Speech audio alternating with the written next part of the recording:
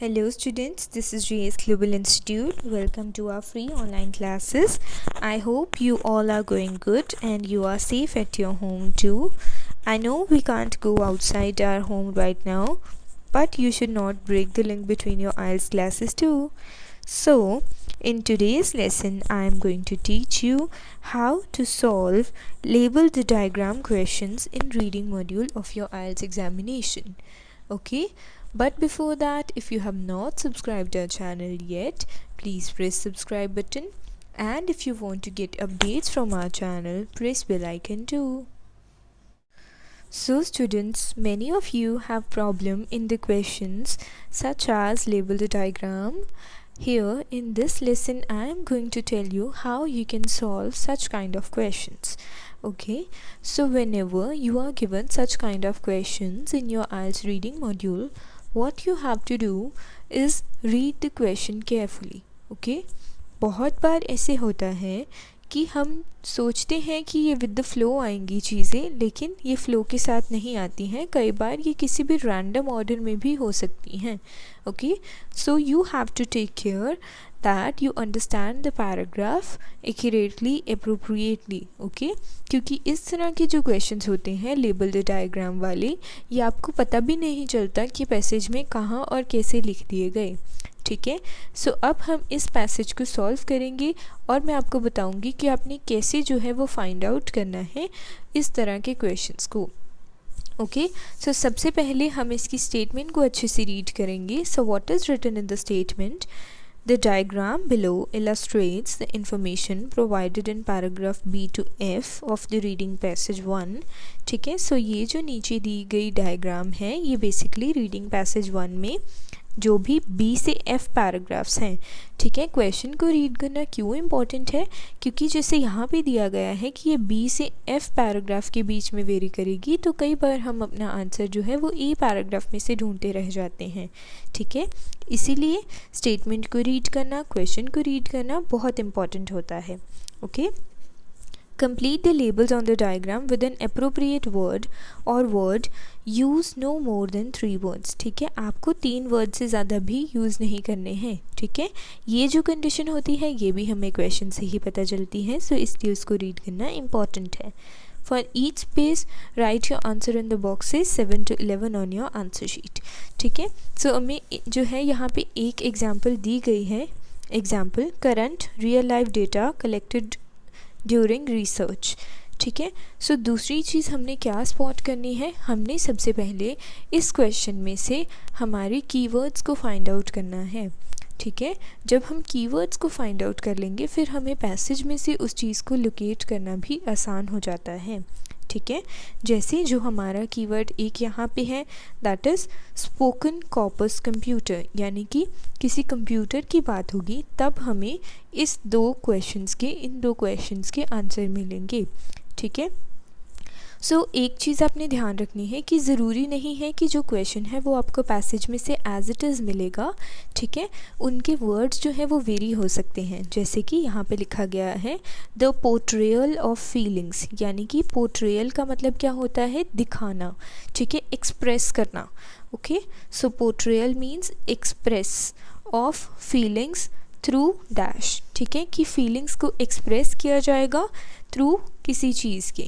ठीक है, सो keywords are feelings. ठीक है, फीलिंग्स को हमें जो है पैसेज में जहाँ भी फीलिंग्स जैसा कुछ वर्ड आएगा या फिर उसका सिनोनिम आएगा तो फिर हम वहाँ पे इस आंसर को देखेंगे.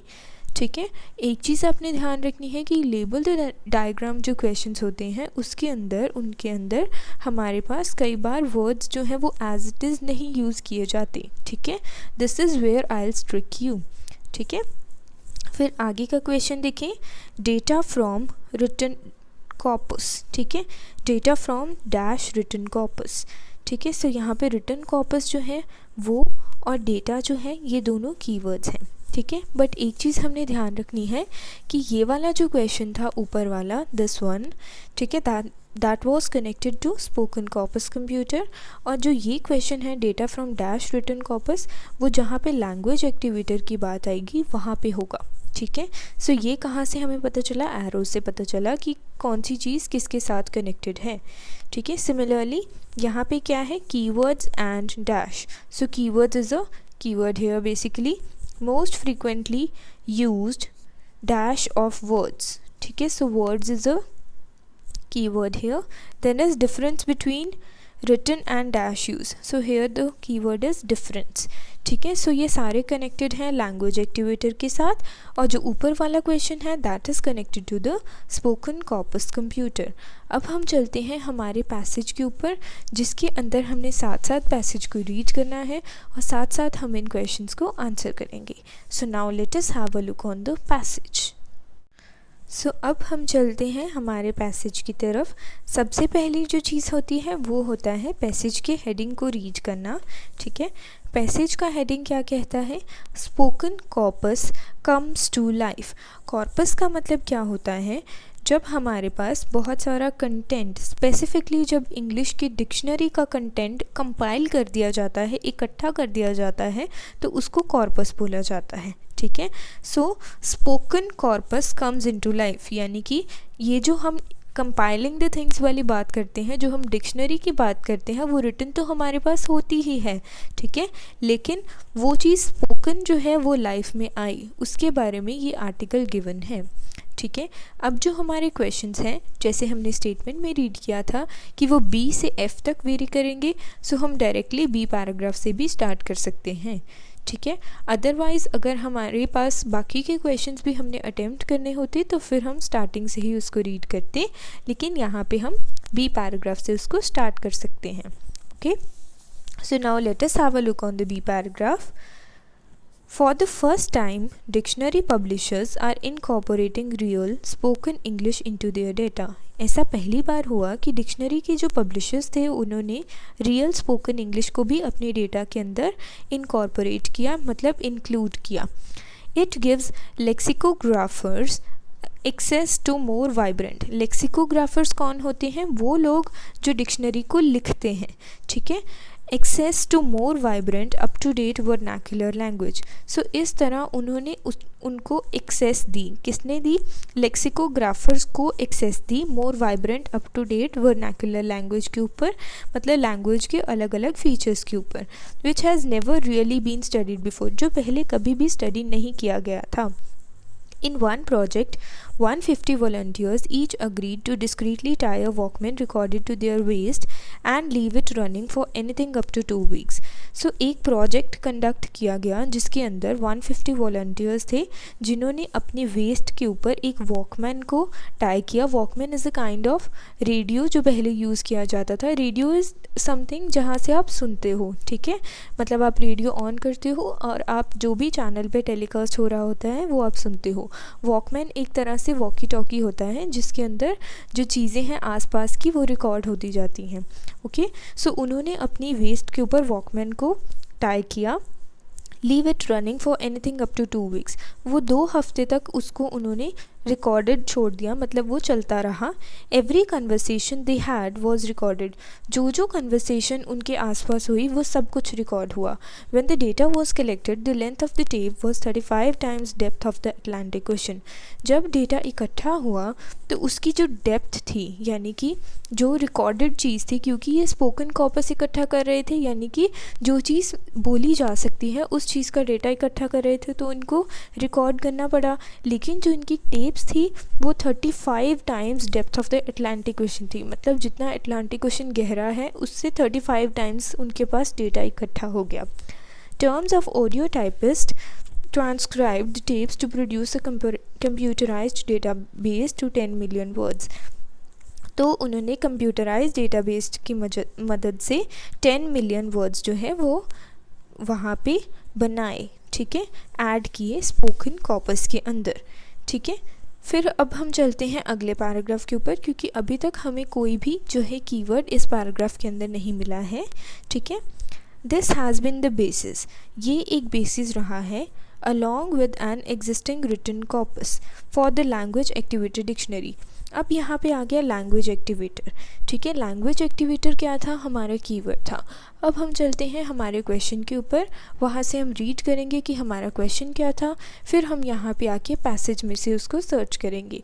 कीवर्ड्स का जो मेन मोटिव होता है वो यही होता है कि जो पैसेज में लिखा है वो हमें एज इट इज़ यहाँ से हम उसको लोकेट कर पाएँ। सो अगर आप इस क्वेश्चन को देखो, सो यहाँ पे क्या गिवन है, लैंग्वेज एक्टिवेटर की जहाँ पे बात हुई है उससे रिलेटेड 4-5 क्वेश्चंस हैं। सबसे पहला जो है that is data from, data कहीं से लिया जा रहा है, डैश रिटन कॉपस, वो रिटन कॉपस के किसी पार्ट से लिया जा रहा है। ठीक है, सो हमें यहाँ से ये आइडिया हो गया कि रिटन कॉपस की बात होगी। दूसरा क्वेश्चन क्या है, keywords and dash are used. So हम दो क्वेश्चंस करके इसको अटेम्प्ट करेंगे ताकि हमें अच्छे से वो चीज़ समझ आ सके। ठीक है, सो अब हम चलते हैं हमारे पैसेज के ऊपर जहाँ पे ये गिवन था। Here it is, this has been the basis along with an existing written corpus for language activator। सो ये बेसिस रहा है यानी कि आधार रहा है। ठीक है, किस चीज़ के साथ, along with existing written corpus। ठीक है, सो रिटन कॉपस की यहाँ पे बात हुई है। किस तरह की रिटन कॉपस की बात हुई है, एग्जिस्टिंग रिटन कॉपस की बात हुई है जहाँ से बेसिस मिलता है, यानी कि ये बेसिकली यहाँ पे डेटा की ही बात की जा रही है। ठीक है, कि डेटा जो है वो एग्जिस्टिंग रिटन कॉपस से लिया जाता है। ठीक है, this question is a bit tricky, so आपको पैसेज को बहुत ध्यान से पढ़ना पड़ेगा ये फाइंड आउट करने के लिए कि क्या आपका एग्जैक्ट आंसर होगा। ठीक है, सो इसका जो आंसर है क्वेश्चन का that is existing written corpus. ठीक है, सो अब हम चलते हैं हमारे क्वेश्चन के ऊपर। ठीक है, so data from dash written corpus मतलब यहाँ पे आंसर क्या होगा हमारा, एग्जिस्टिंग। ठीक है, this question we are already done with the keywords and dash, and the next question is most frequently used dash of words. So हम दो क्वेश्चन को साइमल्टेनियसली लेके चलेंगे और उनका आंसर फाइंड आउट करेंगे। सो पैराग्राफ में हम वापस से वहीं शुरू करते हैं। For the language activator dictionary described by lexicographers. ठीक है, फिर यहाँ पे एक प्रोफेसर की बात हो रही है, professor Randolph Quirk as the book of the world has been waiting for. ठीक है, सो उन्होंने ये कुछ फ्रेज़ कहा, it shows the advanced foreign learners of the English how the language is really used in the dictionary keywords. ठीक है, सो यहाँ पे हमारा एक कीवर्ड मिल गया हमें सेकेंड क्वेश्चन का, वो क्या था, कीवर्ड्स। लेकिन कीवर्ड्स के साथ एंड करके डैश डाला हुआ था, यानी कि कीवर्ड्स के साथ कुछ और भी है जो डिक्शनरी में से लोकेट होता है। सो उसको हम ध्यान से यहाँ पे रीड करेंगे। तो क्या ये यहाँ पे क्या कह रहे हैं, इन the dictionary keywords such as eat are followed by the related phrases। ठीक है, सो यहाँ पे इन्होंने and डाल के नहीं लिखा है कुछ भी, लेकिन इन्होंने ये लिखा है कि keywords के साथ साथ, followed by का मतलब क्या है, साथ साथ। ठीक है, related phrases such as wolf down और be a picky eater allowing the student to choose appropriate phrase, जिसकी वजह से वो स्टूडेंट को हेल्प करते हैं कि वो कोई भी अप्रोप्रिएट फ्रेज़ को भी चूज़ कर सकते हैं। ठीक है, सो यहाँ पे क्या हुआ हमारे पास, कीवर्ड्स के साथ साथ रिलेटेड फ्रेजेस जो होगा वो एग्जैक्ट आंसर होगा। ठीक है, अगर आप एज इट इज़ अगर वर्ड को ढूंढोगे तो आपको नहीं मिलेगा, क्योंकि वहाँ पे क्या लिखा हुआ था, कीवर्ड्स एंड डैश। ठीक है, लेकिन यहाँ पे एंड नहीं लिखा हुआ, यहाँ पे फॉलोड बाय लिखा हुआ है, तो बहुत सारे बच्चे कंफ्यूज हो जाते हैं। But the exact answer of this question is related phrases. तो अब हम चलते हैं वापस हमारे क्वेश्चन के ऊपर। ठीक है, so this is keywords and related phrases, ये इसका आंसर होगा यहाँ पे। ओके, सो अगला क्वेश्चन क्या है, most frequently used dash of words. ठीक है, कि वर्ड्स का कुछ यूज़ किया जाता है बहुत फ्रीक्वेंटली। ठीक है, एंड नेक्स्ट क्वेश्चन को भी हम साथ ही में रीड कर लेंगे, differences between written and dash use. ठीक है, कि किसी चीज़ के डिफरेंस की बात होगी रिटन और डैश यूज़ में। ठीक है, फिर अब हम चलते हैं हमारे पैसेज के ऊपर वापस। सो अब हम डी पैराग्राफ को शुरू करेंगे। This kind of research would be impossible without computers. ठीक है, ये जो रिसर्च थी वो कंप्यूटर्स के बिना इम्पॉसिबल थी। अब अगर हम देखें तो कंप्यूटर्स भी हमारा एक कीवर्ड है। ठीक है, सो अब हम इस क्वेश्चन को भी ध्यान में रखेंगे, लेकिन सबसे पहले हम पैराग्राफ को रीड करेंगे। Said Delia Summers, the director of dictionaries, it has transformed the way lexicographers work. ठीक है, सो कंप्यूटर ने उस तरीके को एक तरह से ट्रांसफॉर्म किया है, चेंज किया है। If you look at the word like, you may intuitively think that first and most frequent meaning is the verb. ठीक है, जब आप किसी वर्ड लाइक को सुनोगे, ठीक है, जब आपने वर्ड लाइक को देखोगे या सुनोगे तो आपको ऐसे लगेगा कि उसका मतलब है कि वो एक वर्ब की तरह यूज़ किया जा रहा है, जैसे कि आई लाइक स्विमिंग, कि मुझे स्विमिंग पसंद है। ठीक है, लेकिन ये एक प्रपोजिशन के तौर पे भी यूज़ होता है, जैसे कि she walked like a duck. Just because a word और phrase is used doesn't mean it ends up in a dictionary. ठीक है, अगर एक वर्ड को यूज़ किया जाता है इसका मतलब ये नहीं है कि वो डिक्शनरी में ही ख़त्म हो जाएगा। The sifting out process is vital as ever. Sifting out process भी उतना ही ज़रूरी होता है, but the database does allow lexicographers to search for a word and find out how frequently it is used. ठीक है, और ये जो है वहाँ पे दिया जाता है कि वो कितना फ्रीक्वेंटली यूज़ किया गया, that could only be guessed intuitively before, जिसको हम सिर्फ पहले गेस कर सकते थे। ठीक है, अगर हम इस पैसेज को दोबारा से देखें तो यहाँ पे एक कीवर्ड है, if you look at word. ठीक है, अगर आप वर्ड की तरफ देखो, you may intuitively think first and most frequent. ठीक है, सो हमें यहाँ पे दो कीवर्ड्स मिल गए, वर्ड और फ्रीक्वेंट, जो हमारे एक क्वेश्चन के ही कीवर्ड्स हैं। ठीक है, सो उसमें हमारा क्वेश्चन क्या था, अगर हम क्वेश्चन को रीड करें, so here it was most frequently used dash of words. ठीक है, सो वर्ड्स का कुछ पार्ट यूज़ किया जा रहा है। यहाँ पे जो कीवर्ड है वो फ्रीक्वेंटली भी मिल गया, वर्ड्स भी मिल गया। ठीक है, वर्ड का कौन सा पार्ट यूज़ किया जा रहा है, अगर हम यहाँ पे रीड करें, सो this is most frequent meaning. ठीक है, उसका मीनिंग यूज़ किया जा रहा है। Okay, so this is a very tricky question, आपको बहुत ध्यान से पढ़ना पड़ेगा इसको समझने के लिए। ठीक है, सो यहाँ पे वो क्या कहना चाह रहे हैं, अगर आपने पूरे पैसेज को ध्यान से देखा हो, ध्यान से समझा हो, तो उन्होंने ये कहा कि बहुत बार ऐसे होता है कि एक वर्ड जो है उसके अलग अलग मीनिंग होते हैं, लेकिन ये डिपेंड करता है कि कितनी फ्रीक्वेंसी से एक मीनिंग जो है वो यूज़ किया जा रहा है। ठीक है, सो क्वेश्चन क्या था, most frequently used dash of words, कि वर्ड्स का क्या मोस्ट फ्रीक्वेंटली यूज़ किया जा रहा है, मीनिंग। ठीक है, so right answer to this question is meaning. ठीक है, सो 9th क्वेश्चन का आंसर है मीनिंग। ठीक है, अब हम चलते हैं हमारे पैसेज के ऊपर वापस।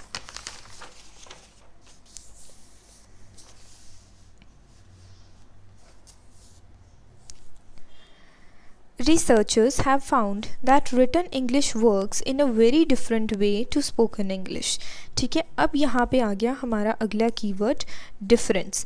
ठीक है, वहाँ पे क्या था, एक कीवर्ड डिफरेंस यूज़ किया गया था, दो चीज़ों के बीच में डिफरेंस बताया गया था। ठीक है, यहाँ पे उन्होंने किस चीज़ के बीच में डिफरेंस बताया है, रिटन इंग्लिश और स्पोकन इंग्लिश के बीच में। ठीक है, the phrase say what you like literally means feel free to say anything you want. ठीक है, अगर हम किसी फ्रेज़ को बोलें, जैसे कि एक ये फ्रेज़ है, से वॉट यू लाइक, जो आपको पसंद है वो बोलो। ठीक है, देखने में ऐसे लगता है कि हम सामने वाले इंसान को बोल रहे हैं कि feel free to say anything you want, कि आप जो भी कहना चाहते हो आप बोल सकते हो, but in reality it is used, evidence shows, by someone to prevent the other person voicing disagreement। लेकिन नॉर्मल लाइफ में अगर देखा जाए तो ये वर्ड जो है say what you like हम तब बोलते हैं जब हम नहीं चाहते कि सामने वाला जो है वो डिसएग्रीमेंट शो करे। ठीक है, the phrase it's a question of crops up the data base over and over again. It has nothing to do with the inquiry, but it is one of the most frequent English phrases which has never been in the language learners dictionary before it's now। ठीक है, कि ऐसा phrase जो है वो पहले कभी भी डिक्शनरी में नहीं आया जैसे अब आया है। ठीक है, सो अब हम चलते हैं हमारे क्वेश्चन के ऊपर। ठीक है, जिसमें हमें जो है यहाँ पे क्वेश्चन क्या गिवन है, difference between written and dash use, ठीक है। रिटन इंग्लिश और स्पोकन इंग्लिश के बीच में डिफरेंस है, लेकिन हम यहाँ पे स्पोकन इंग्लिश तब लिखते जब यहाँ पे भी रिटन इंग्लिश लिखा होता, ठीक है। So this is how you have to carefully answer your questions, ठीक है। यहाँ पे अगर इंग्लिश नहीं लिखा हुआ है रिटन इंग्लिश, तो आप यहाँ पे भी उसको नहीं लिखोगे, चाहे आपकी जो वर्ड लिमिट है वो 3 वर्ड्स है, ठीक है। नो मोर देन 3 वर्ड्स लिखा हुआ है क्वेश्चन में, लेकिन आपने जो है ध्यान से देखना है, वो आपको गेस करना पड़ेगा कि आप जो है क्या आपका सही आंसर होगा यहाँ पे, ठीक है। सो यहाँ पे आपका जो बेस्ट सूटेबल आंसर होगा वो होगा spoken, okay. So now we are left with only one question. वो क्वेश्चन क्या है? The portrayal of feelings through, ठीक है, कि फीलिंग्स की बात होगी, फीलिंग्स के एक्सप्रेशन की बात होगी, किस ज़रिए से होगी वो हमने जो है यहाँ पे फाइंड आउट करना है। सो अब हम पैसेज के ऊपर दोबारा से चलते हैं। The spoken corpus computer show how inventive and humorous people are when they are using language by twisting familiar phrases for effect, ठीक है। जो स्पोकन कॉर्पस कंप्यूटर है वो ये बताता है कि लोग कितने इन्वेंटिव हैं और ह्यूमरस हैं जब वो किसी भी लैंग्वेज को जो है अलग अलग फ्रेजेस से यूज़ करते हैं इफ़ेक्ट दिखाने के लिए। It also reveals the power of pauses and noises we use to play for time convey emotion, ठीक है। अब आपने ध्यान से पढ़ना है। आपका क्वेश्चन क्या था कि एक्सप्रेसिंग फीलिंग्स, ठीक है, पोर्ट्रेयल ऑफ फीलिंग्स। यहाँ पे फीलिंग्स का एक सिनोनिम यूज़ किया गया है इमोशन, ठीक है। सो इमोशन को एक्सप्रेस करने के लिए वर्ड क्या यूज़ किया गया है? पोर्ट्रेयल की जगह पे कन्वे, ठीक है, कि जब भी लोगों को अपने इमोशन को कन्वे करना होता है, अपनी फीलिंग्स को एक्सप्रेस करना होता है, तो वो किस चीज़ को यूज़ करते हैं? The power of pauses and noises, ठीक है, कि वो पॉजेज और नॉइजेस को यूज़ करते हैं, ठीक है। This is a very tricky question once again, ठीक है। आपको कई बारी जो है पैसेज को रीड करते हुए पता ही नहीं चलता कि कब आपका आंसर जो है वो स्किप हो जाता है, ठीक है। जो label the diagram type questions होते हैं इनमें आपको पैसेज को बहुत ध्यान से पढ़ना पड़ता है, क्योंकि कई बारी आपको आंसर्स जो है वो एज इट इज़ नहीं मिलते, कीवर्ड्स जो हैं वो एज इट इज़ नहीं मिलते, ज़्यादातर उसके सिनोनिम्स ही मिलते हैं, ठीक है। सो इन दिस केस जहाँ पे फीलिंग्स को एक्सप्रेस करना है, इमोशंस को कन्वे करना है, तो वो किसके ज़रिए होते हैं? पॉजेज एंड नॉइसेस के थ्रू, ठीक है। सो अब अगर आप इस सेंटेंस को दोबारा ध्यान से पढ़ोगे तो आपको वो बात समझ में आएगी जो उन्होंने क्वेश्चन में पूछी थी। इट ऑल्सो रिवील्स, ये क्या रिवील करता है? The power of pauses and noises we use to play for time convey emotions, कि जब हमें इमोशंस को कन्वे करना होता है तो हम पॉजेज़ और नॉइज़ेस की पावर को यूज़ करते हैं, यानी कि पॉजेज़ और नॉइज़ेस के थ्रू हम अपने फीलिंग्स को एक्सप्रेस करते हैं, ठीक है। सो अब हमारा जो आंसर है यहाँ पे that is the portrayal of feelings through poses and noises, ठीक है। सो इस तरह जो है आपको इस तरह के क्वेश्चन को आंसर करना आना चाहिए, ठीक है। These questions are very tricky, हो सकता है कि ये एग्ज़ाम में भी बहुत ट्रिकी आए, लेकिन आपको जो है ये धीरे धीरे प्रैक्टिस के साथ पता चलेगा कि कैसे आप इस तरह के क्वेश्चंस को सॉल्व कर सकते हो, okay. Okay students, this is the end of today's lesson. I will see you in the next lesson. Till then, stay safe, stay home and stay tuned to our channel too. Thank you so much for watching the video, and if you liked the video, please press like button too. Thank you so much.